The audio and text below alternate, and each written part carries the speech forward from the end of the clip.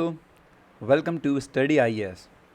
और आज की वीडियो में मैं आप सभी के साथ बात करने वाला हूं दी जेंडर स्नैपशॉट 2022 के बारे में।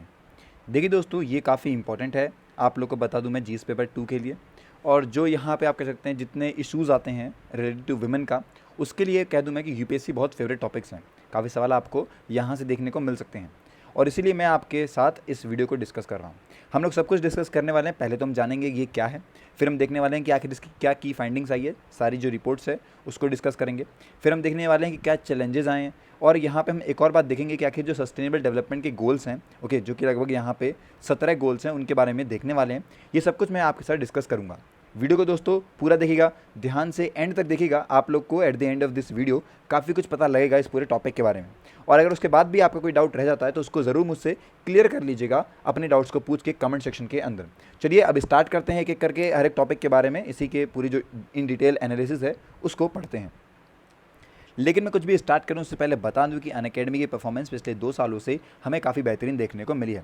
जो टॉपर्स हैं ये हमें अनअकैडमी से बिलोंग होते हुए दिखाई देते हैं। आप लोग खुद को एनरोल करके जो आइकॉनिक के बेनिफिट्स हैं वो ले सकते हैं, और आपकी प्रिपरेशन को एक अलग लेवल तक पहुँचा सकते हैं।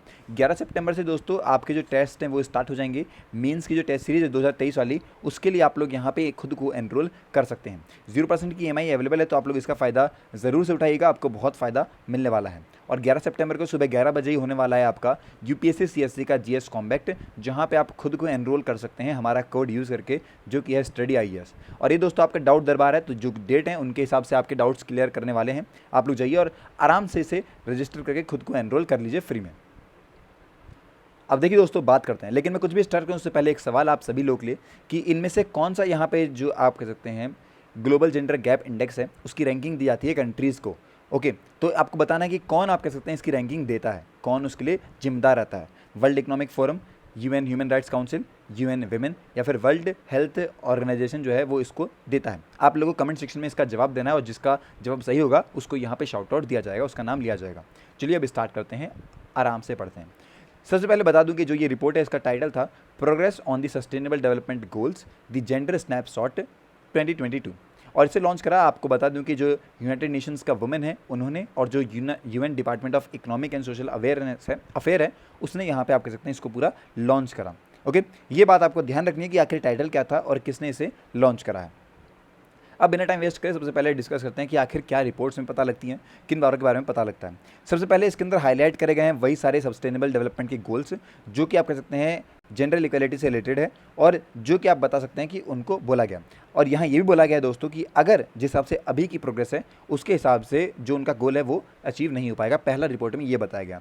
दूसरी बात आती है दोस्तों, at the end of 2022 around यहाँ पे 383 मिलियन विमेन या फिर गर्ल्स ये यहाँ पे एक्सट्रीम पॉवर्टी पे रहने वाले हैं। ओके, और कंपेयर करें तो जो आप कह सकते हैं मेन या बॉयज़ हैं उनमें आपके 368 मिलियन जो मेन और बॉयज़ हैं वो रहने वाले हैं। ओके, अगली फाइंडिंग आती है कि लगभग यहाँ पे आपको बता दूं कि 300 ईयर हो जाएंगे अगर हमें अचीव करना पड़ेगा पूरे तरीके से जेंडर इक्वालिटी को, जिस प्रोग्रेस से अभी है उस हिसाब से।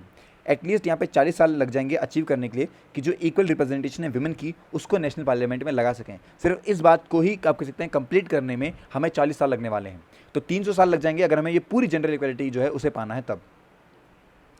अगली बात आती है दोस्तों, जो प्रोग्रेस अभी है वहाँ पे हमें 17 टाइम्स ज़्यादा आप कह सकते हैं प्रोग्रेस लानी पड़ेगी अगर हम लोग यहाँ पे आप कह सकते हैं पूरे तरीके से चाइल्ड मैरिज को खत्म करना है 2030 तक। तब जो गर्ल्स हैं दोस्तों वो यहाँ पे जो प्रियस्ट रूरल हाउस होल्ड वाली होगी वो, या फिर कुछ ऐसे एरियाज़ जहाँ पे वो लोग ज़्यादा अफेक्टेड हैं उन जगहों पे ये चीज़ें होती आ रही हैं, तो हमें यहाँ पे 17 गुना ज़्यादा तेज़ी से चलना पड़ेगा पिछले डिकेड से, तब जाके हम लोग 2030 तक, अभी भी नहीं 2030 तक इन चीज़ों को खत्म कर पाएंगे पूरे तरीके से।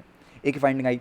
अगली फाइंडिंग आती है 2021 में दोस्तों, लगभग यहाँ पे 38% फीमेल हेडेड हाउस होल्ड थी जो कि वॉर अफेक्टेड एरियाज़ में एक्सपीरियंस करा उन्होंने सीवियर फूड इनसिक्योरिटी को, और 20% यहाँ पे मेल हेडेड हाउस होल्ड थे जिन्होंने इस चीज़ को कम आप कह सकते हैं फेस करा था बेसिकली। तो जिन जगहों पे यहाँ पे आप कह सकते हैं वॉर वगैरह हुई है वहाँ पे बहुत ज़्यादा प्रॉब्लम आई, और उसकी वजह से 38% जो वीमेन थी फीमेल बेसिकली उन्होंने यहाँ ये दिक्कतें महसूस करी।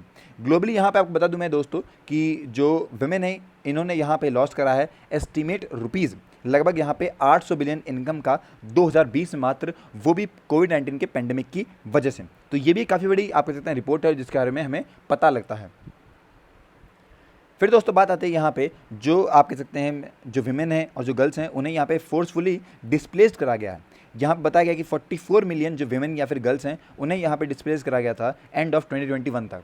उसके बाद दोस्तों एक आता है कि ओवर यहाँ पे 1.2 बिलियन जो विमेंस हैं उनको और जो गर्ल्स हैं उनके जो रिप्रोडक्टिव एज है वो 15 से 49 रखी गई है, जो कि कंट्रीज़ में वो रह रही हैं उनमें। और कुछ एरियाज़ हैं जहाँ पे रेस्ट्रिक्शंस है आप कह सकते हैं सेफ एबॉर्शन पर भी।